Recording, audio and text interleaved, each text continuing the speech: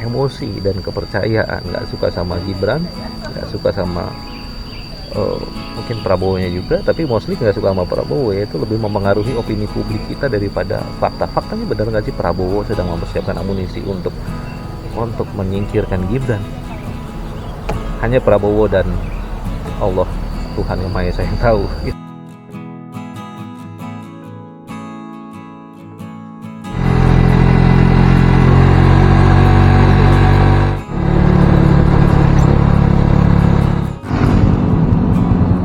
Assalamualaikum warahmatullahi wabarakatuh, teman-teman. Alhamdulillah. Jadi ini hari Sabtu siang, gua main ke mana nih? Ini namanya Gunung Pancar, teman-teman. Nah, di belakang itu adalah hutan pinus.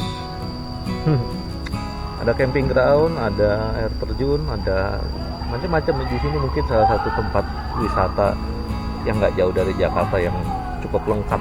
Daerah Gunung Pancar ini bisa trekking, bisa trail, bisa apa namanya, downhill, yang naik sepeda, bisa lari ya di gunung. Ini menarik, teman-teman. Oke, kita akan ngomong soal sosial media lagi. Ya, jadi hari ini agak kaget juga, seorang teman membuat konten di YouTube channelnya, yaitu Live Prabowo dicurigai siapkan amunisi makzulkan Gibran, ada komisi parlemen yang mematikan. Nah, di channel temen itu, YouTube-nya ya cerita soal kemungkinan ada dugaan ada amunisi yang disiapkan untuk memakzulkan Gibran, dan nggak tanggung-tanggung yang melakukan itu Prabowo. Wow, bener nggak itu ya? Ini jadi teringat seperti kejadian ketika diskusi FTA, Forum Tanah Air di Kemang, dibubarkan preman 2 minggu yang lalu ya, kurang lebih gitu. Itu kemudian banyak interpretasi kreatif dari netizen yang langsung memposting mengatakan ini itu penyebabnya, tujuannya, bahkan ada yang bilang itu operasi intelijen, ada yang bilang itu sebuah kontra intelijen dan sebagainya. Aduh, benar gak sih? Ya, padahal sebenarnya ya gue juga punya teori dari jaringan gue yang bisa diandalkan lah ya, dan terbukti jaringan itu cukup berhasil menyelesaikan masalah itu dalam 2 hari sehari setelah pembubaran sebenarnya. Tapi ya gue gak akan bongkar di sini apa yang sebenarnya terjadi. Itu teman. Jadi seringkali apa yang ada di media sosial, ada di new media, apa yang ada di berita itu sebenarnya tidak sama dengan apa yang sebenarnya terjadi. Seringkali ketika belum ada new media aja, ketika belum ada media sosial aja, apa yang terjadi di media mainstream, apa yang diberitakan di media mainstream itu belum tentu apa yang sebenarnya terjadi di realitas korporealnya. Nah, apalagi sekarang di era new media, di mana demokratisasi informasi begitu hebatnya, membuka keran-keran informasi, membuka keran-keran pikiran bagi netizen untuk berkomentar, untuk membuat interpretasi kreatif. Tentu akhirnya kita menjadi sulit untuk menemukan mana yang benar ketika terlalu banyak interpretasi kreatif tentang sesuatu. Ya teman-teman, interpretasi kreatif netizen ini yang memang lumrah di era new media ini, dan ini yang kemudian membuat menjadi salah satu akar dari polarisasi politik di new media ya. Tapi ada penelitian, gue akan kasih screenshotnya, penelitian yang bagus yang baru saja gue baca, yaitu ternyata polarisasi politik itu nggak jelek-jelek amat untuk demokrasi. Dari penelitian itu, polarisasi politik itu bagus, bahkan itu lumrah hal terjadi ya. Oke, kita akan bahas itu nanti. Tapi intinya kita akan bahas lagi-lagi ke hari kali ini gue pakai Google Gemini, nggak pakai Bing. Mana Google Gemini gue ini ya. Kita akan bahas soal gini ya teman-teman ya, Google Gemini. Oke, pertanyaan gue begini ke Google Gemini. Tolong jelaskan apakah ada istilahnya atau teorinya untuk fenomena netizen menginterpretasi kejadian sesuai preferensinya, padahal interpretasi itu belum tentu benar. Nah, jawaban dari Google Gemini itu tentu fenomena yang Anda sebutkan ini cukup menarik dan sering terjadi di dunia digital, terutama di media sosial. Fenomena ini memiliki beberapa istilah ya. Kita sambil rekam aja ya teman-teman. Sorry. Oke. Ini sambil rekam. Oke. Beberapa istilah. Nah, istilah-istilah yang relevan dengan fenomena yang tadi gue sebut interpretasi kreatif netizen adalah satu, confirmation bias, kecenderungan seseorang untuk mencari, menginterpretasi, dan mengingat informasi yang mengonfirmasi keyakinan atau pendapat yang sudah ada sebelumnya. Kemudian ada filter bubble, fenomena di mana algoritma media sosial menyajikan informasi yang sesuai dengan preferensi pengguna sehingga pengguna hanya terpapar pada pandangan yang sejalan dengan pandangan mereka. Kemudian ada echo chamber, situasi di mana seseorang hanya berinteraksi dengan orang-orang yang memiliki pandangan yang sama sehingga memperkuat keyakinan yang sudah ada dan mengabaikan pandangan yang berbeda. Dan istilah yang terakhir adalah post-truth era di mana emosi dan kepercayaan lebih memengaruhi opini publik daripada fakta. Mari kita bahas satu-satu ya. Soal pembubaran FTA, seminar FTA oleh preman, itu langsung diinterpretasikan bahwa ada Mulyono di belakang, bahwa itu adalah die hard Mulyono. Benarkah? Nyatanya seminggu kemudian, kurang dari seminggu, ada diskusi dengan tema kebangsaan dengan narasumber yang sama, dengan model yang sama, dan itu pengunjung yang lebih banyak di sebuah daerah di kawasan Menteng. Nggak ada yang demo, teman-teman. Jadi sebenarnya preman-preman itu yang kebanyakan orang timur itu demo untuk apa gitu ya? Apakah mereka emang benar disuruh oleh jaringannya Mulyono gitu? Kita nggak tahu.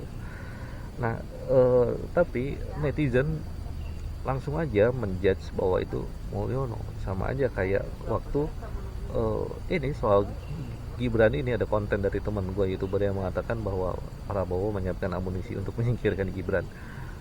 Ya, kalau dari sisi post-truth, ini kan baru dugaan-dugaan ya.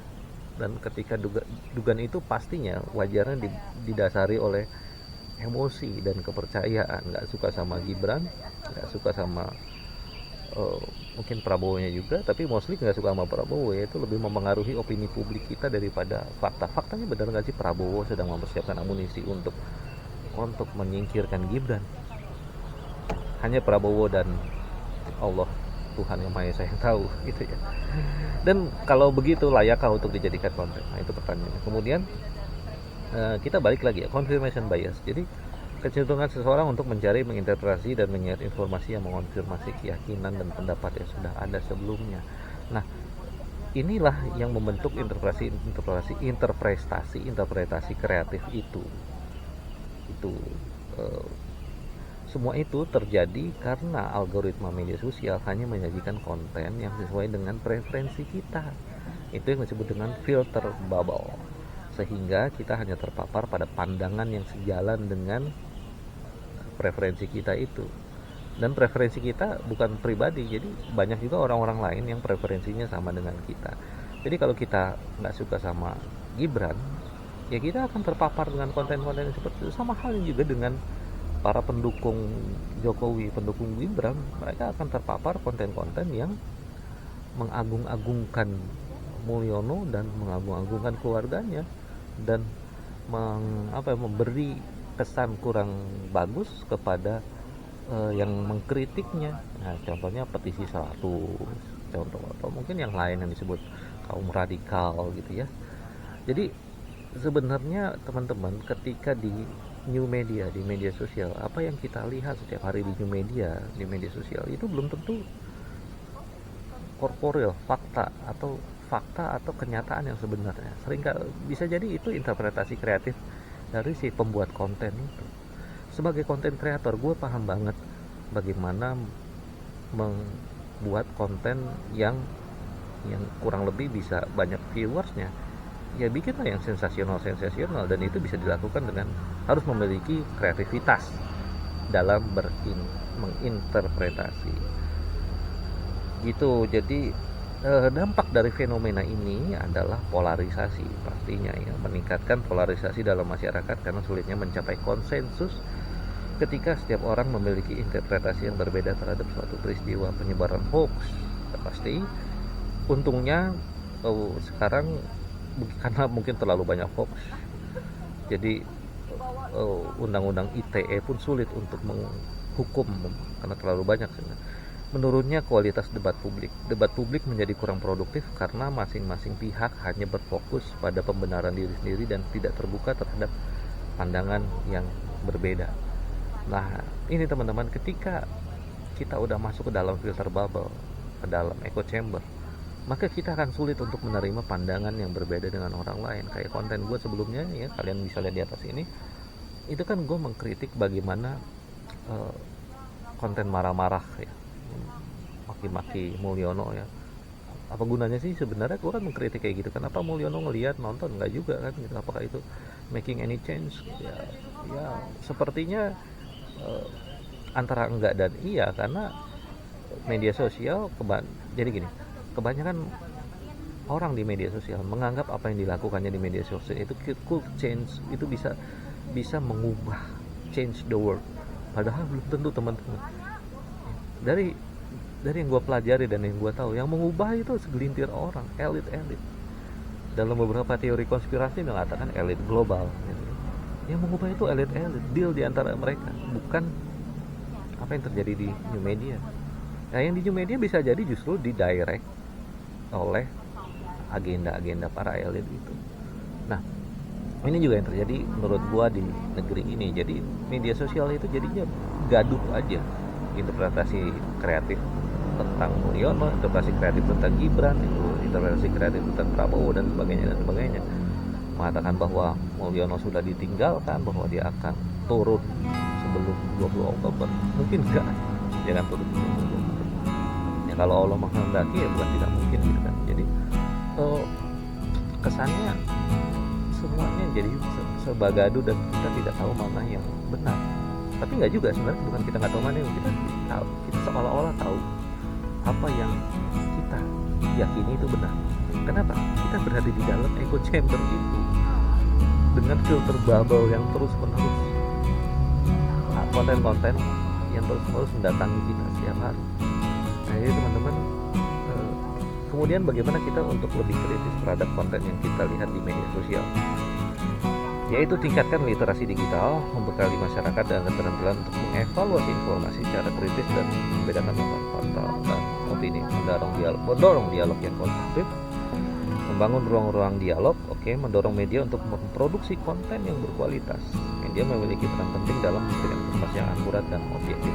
Nah, masalah media sebagai organisasi, organized media, perusahaan media lah ya, juga sekarang mengikuti algoritma dari media sosial, mengupload, cepet-cepetan buat konten yang belum tentu diklarifikasi atau di check and recheck, check and balance gitu, demi kecepatan. Kemudian kalau kita bicara literasi digital, nah ini jadi di channel ini, konten-konten ini adalah beberapa konten yang dibuat ini adalah dalam rangka literasi digital itu. Kalau ditanya apa yang sih bikin itu, ya gua merasa ini penting buat gua dan mudah-mudahan buat kalian juga yang nonton ini juga penting, bermanfaat ya, terutama bukan hanya penting dan bermanfaat. Jadi ya itu teman-teman, kalau kita lihat konten percayalah apa yang kalian lihat di HP kalian, di grup WA, di Facebook kalian, di Instagram kalian, di X kalian, di semua new media yang ada di gadget kalian itu adalah filter bubble yang sudah dimoderasi oleh algoritma. Algoritma itu bukan orang ya, mesin. Dia moderasi oleh algoritma dan disesuaikan dengan preferensi kita. Jadi dia akan hanya mendatangi kita apa yang kita inginkan datang. Jadi kalau kita ingin berita tentang Gibran nggak jadi wakil presiden, ya berita-berita itu terus yang akan muncul. Ketika kita ingin berita tentang Anies menjadi gubernur Jakarta atau menjadi presiden RI, ya berita-berita atau konten-konten mendatangi kita. Pun dengan yang di kubu yang lain itu hal yang sama. Nah, jadi teman-teman, saatnya kita untuk lebih kritis, untuk melihat ini benar nggak sih, ini fakta atau ini interpretasi kreatif netizen gitu. Supaya apa? Supaya itu tadi, kita tidak terjebak dalam polarisasi, dan terutama yang lebih penting juga adalah don't waste your time. Masih banyak hal di dunia korporal yang bisa kita lakukan, seperti kayak gini, jalan-jalan ke Gunung Pancar. Dan murah teman-teman, masuknya cuma 5.000 per orang, murah 5.000 ya, iya 5.000. Parkir mobil 20, motor 10.000. Kemarin isunya Gunung Pancar itu sepi gara-gara banyak pungli. Nah hari ini gue buktiin datang ke sini, ternyata nggak juga tuh, kan sepi juga, rame juga ya. Tapi emang karena tempatnya luas, jadi tempat gue duduk sini sepi. Oke teman-teman, semoga bermanfaat. Billahi taufiq wal hidayah. Wassalamualaikum warahmatullahi wabarakatuh.